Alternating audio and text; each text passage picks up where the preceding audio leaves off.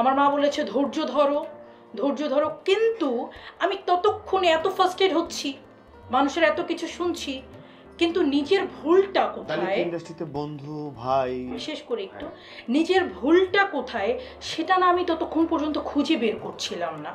এটা হচ্ছে আমার সবচেয়ে বড় ব্যর্থতা, আমার সবচেয়ে বড় ভুলের জায়গা। আপনি যখন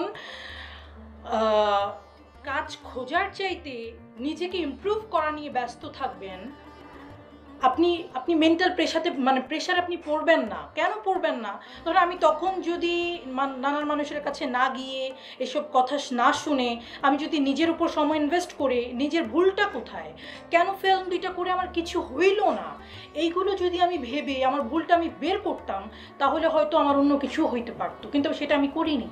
দেন জার্নি গেল, ফার্স্ট স্টেশনের মধ্যে আসছেন। এইবার আপনি মানে কি কি ভাবলেন যে নাটকের দিকে ব্যাক করবেন, আসবেন? না, তখন আমি আমার 14-15 দিকে আমি আরেকটা ফিল্মও করেছি। সেই ফিল্ম কবে রিলিজ হবে জানি না। প্রডিউসার আল্লাহ তাকে জান্নাত নসিব করো, আচ্ছা আচ্ছা। তিনি মারা যায়, তো ফিল্মটা আটকে আছে। তো এটা আরও করেছিলাম অনেক আগে। সেই ফিল্ম করার পরে আমার এর মধ্যে বাবা মারা যায়, ফ্যামিলি ক্রাইসিস অনেক ছিল। বাবা মারা যাওয়ার পরে আমি প্রায় 16 থেকে ধরে 2019 পর্যন্ত আমি একদমই কাজ টোটাল অফ করে দিই। কোনো কাজ আমি করিনি।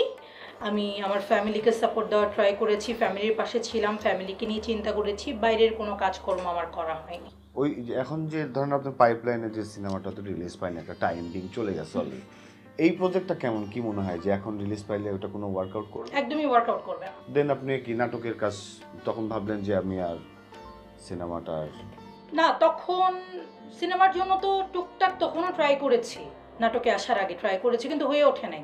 মানে সমস্যাটা কি, ভালো প্রজেক্ট কি তখন হচ্ছে না? এখন তো অনেক ভালো ভালো প্রজেক্ট হচ্ছে। বা ভালো প্রজেক্ট করার জন্য আপনাকে মেধাবী হতে হবে, আপনার জানাশোনার জায়গা থাকতে হবে, তা নাহলে একটা ভালো প্রজেক্টে কেন আপনাকে কাস্ট করবে?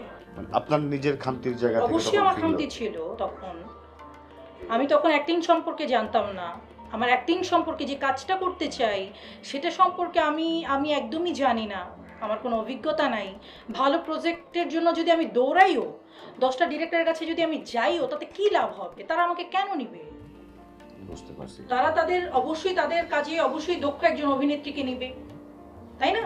জি। তো তখন আসলে হয়ে ওঠে নাই, কিন্তু তখন পর্যন্ত আমি আমার ভুলটা ধরতে পারিনি। এটা এটা থাকবে, এটা মানুষের থাকেই বা মিলায়। মানুষ হয়তো কেউ করতে করতে শেখে অথবা শিখে করতে আসে, দুই রকম জিনিস।